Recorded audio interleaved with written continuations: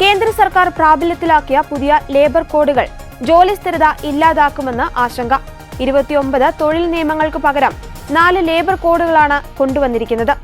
വ്യവസായ തർക്ക നിയമം, ട്രേഡ് യൂണിയൻ നിയമം, വ്യാവസായിക തൊഴിൽ നിയമങ്ങൾ എന്നിവയ്ക്കെല്ലാം പകരമായി കൊണ്ടുവന്ന വ്യവസായ ബന്ധ കോഡിനോടാണ് യൂണിയനുകൾക്കും പ്രതിപക്ഷ പാർട്ടികൾക്കും ഏറ്റവും എതിർപ്പ്.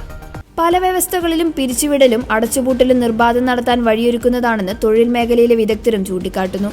നിശ്ചിത കാലയളവിലേക്ക് മാത്രമായി നിയമത്തിന് വഴിയൊരുക്കുന്ന ഫിക്സഡ് ടേം വ്യവസ്ഥ കരാർ ജീവനക്കാർ വർദ്ധിക്കാനും സ്ഥിരം ജോലി ഇല്ലാതാകാനും കാരണമാകുമെന്നും വിമർശനമുണ്ട്. 50-ൽ താഴെ തൊഴിലാളികൾ ജോലി ചെയ്യുന്ന സ്ഥാപനങ്ങളിൽ പിരിച്ചുവിടുന്നതിന് നഷ്ടപരിഹാരം നൽകേണ്ടതില്ലെന്നാണ് മറ്റൊരു വ്യവസ്ഥ.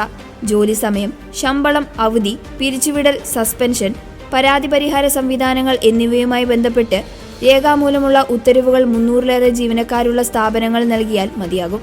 മുൻപ് ഇത് 100 തൊഴിലാളികളുള്ള സ്ഥാപനങ്ങൾക്ക് വരെ ബാധകമായിരുന്നു. ചെറിയ സ്ഥാപനങ്ങളിലെല്ലാം തൊഴിൽ ചൂഷണം വർദ്ധിക്കാൻ ഈ വ്യവസ്ഥ കാരണമാകുമെന്നും വിദഗ്ധർ പറയുന്നു. പിരിച്ചുവിടുന്ന തൊഴിലാളികൾക്ക് മുൻപ് 3 മാസത്തെ വരെ ശമ്പളം നഷ്ടപരിഹാരമായി നൽകേണ്ടിയിരുന്നത് 1 മാസമായി കുറച്ചതും പ്രതിഷേധമുയർത്തുന്നുണ്ട്. ആകെ ജീവനക്കാരുടെ 10% അല്ലെങ്കിൽ 100 ജീവനക്കാരോ ഉണ്ടെങ്കിൽ മാത്രമേ ട്രേഡ് യൂണിയനുകൾ അനുവദിക്കുന്നതാണ് മറ്റൊരു വ്യവസ്ഥ.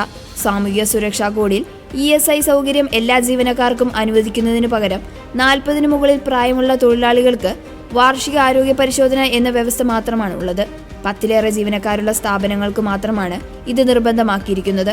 തൊഴിലാളികൾ 10-ൽ താഴെയാണെങ്കിൽ അക്കാര്യം തൊഴിലുടമയ്ക്ക് തീരുമാനിക്കാം.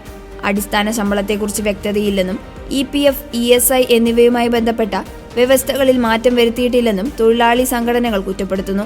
തൊഴിൽ മേഖലയുടെ സമഗ്ര പരിഷ്കരണത്തിന് കേന്ദ്രം അവതരിപ്പിച്ച ലേബർ കോഡ് നടപ്പാക്കുന്നത് സംബന്ധിച്ച ചട്ടങ്ങളുടെ കരട് രൂപം കേരളം 2021 ഡിസംബറിൽ തന്നെ തയ്യാറാക്കി വിജ്ഞാപനം ചെയ്തു. വെള്ളിയാഴ്ചയാണ് കേന്ദ്രം ലേബർ കോഡ് വിജ്ഞാപനം ചെയ്തത്. നടപടിക്രമം അനുസരിച്ച് സംസ്ഥാനങ്ങൾ തയ്യാറാക്കിയ കരട് ചട്ടങ്ങൾ നിയമസഭയിൽ അവതരിപ്പിക്കണം. ലേബർ കോഡുകൾക്കെതിരെ എതിർപ്പുയരുന്ന സാഹചര്യത്തിൽ ചട്ടങ്ങൾ ഉടൻ നിയമസഭയിൽ കൊണ്ടുവരണോ എന്ന് ഇടതുമുന്നണി തീരുമാനം എടുക്കുമെന്നാണ് അറിയുന്നത്. CIT ഉൾപ്പെടെയുള്ള തൊഴിലാളി സംഘടനകൾ പുതിയ തൊഴിൽ നിയമങ്ങൾക്കെതിരെ പ്രതിഷേധത്തിലാണ്. കേന്ദ്രം 2019-ലാണ് ലേബർ കോഡുകൾ തയ്യാറാക്കിയത്. മിനിമം വേതനം, തൊഴിലിടത്തെ സുരക്ഷ, സാമൂഹിക സുരക്ഷ, വ്യവസായ ബന്ധങ്ങൾ എന്നീ കോഡുകൾക്ക് അനുസൃതമായി ചട്ടങ്ങളുടെ കരട് രൂപീകരിക്കാൻ സംസ്ഥാനങ്ങളോട് ആവശ്യപ്പെടുകയും ചെയ്തു. ഇതിന് കേന്ദ്രം തന്നെ മാതൃക തയ്യാറാക്കി നൽകി. ഉടൻ കേരളം നടപടി ആരംഭിച്ചു. ലേബർ കമ്മീഷണറേറ്റിനു കീഴിൽ ഉദ്യോഗസ്ഥ സമിതികൾ രൂപീകരിച്ചാണ് കരട് ചട്ടം തയ്യാറാക്കിയത്. നിയമവകുപ്പിന്റെ കൂടി സേവനം തേടിയിരുന്നു.